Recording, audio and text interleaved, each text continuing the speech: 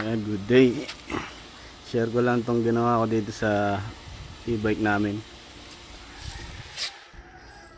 Ayan, pinalitan ko ng shock na malaki kasi napakalambot ng stock nya. Tapos naglapad tayo ng gulong. Ayan, 100, kita ba? 190 by 8. Tapos ito lang, nilagyan lang natin nung pineldingan lang natin ng panibagong ano rito, bakal para dito kumanto. Ayan. Tapos yung ginawa ko, umorder ako nito. Tapos ito pa ring stock na tapalodo yung ginamit natin. Ayan, nilagyan ko lang ng butas dyan, tsaka tinornilyo. Ayan, sakto na siya. Ayan, medyo tumaas yung harap. Ayan. Pang ano nga pala itong ginamit ko, pang wave. Ayan, sukat siya dito. Bali hindi na kayo magpapalit nito. Ayan. Ito kasi ano, sakto siya dyan. Pang wave. Pwede rin naman yung mga pang Mio tsaka pang beat.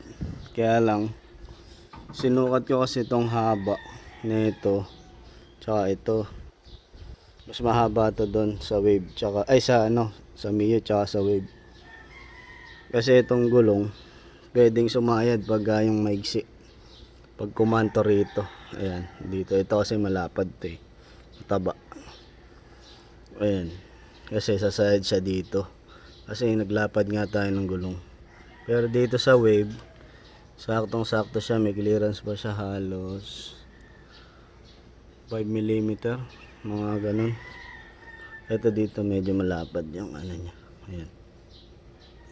Ayan. Hindi siya sayad. Tapos bumili lang akong ehe na pang Mio. Ayan. Ito. Ayan. Ito yung pang Mio na yung pinalit ko dyan. Sakto siya dyan. Kasi yung stock niya hanggang dito lang. Ayan. Dito lang siya. Hindi niyo siya matitornilyo.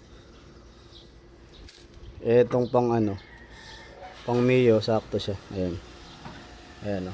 Pero yung stock na tornilyo pa rin yung ginamit ko. Ayan. Para meron siyang self lock. Medyo self lock kasi yan. Ayan. Tapos ito pa, yung likod din. Naglapad din tayo, same din siya. Ayan. 190 by 8. Ayan. Para tumatag. Ayan. Share lang natin para baka meron din gustong maglapad ng gulong. Para makita nila sakto yung ano.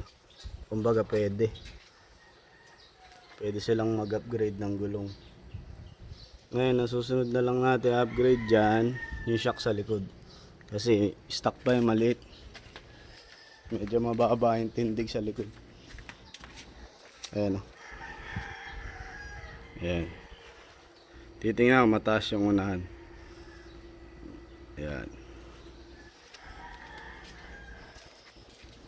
Pero ito, maganda yung shock na to.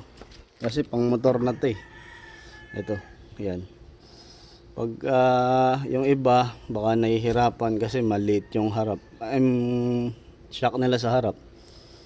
Ito yung marirecommend ko yan. Pang wave. Wave 100.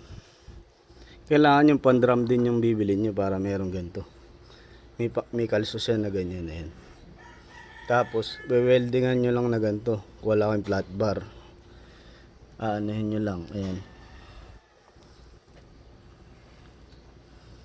Yan.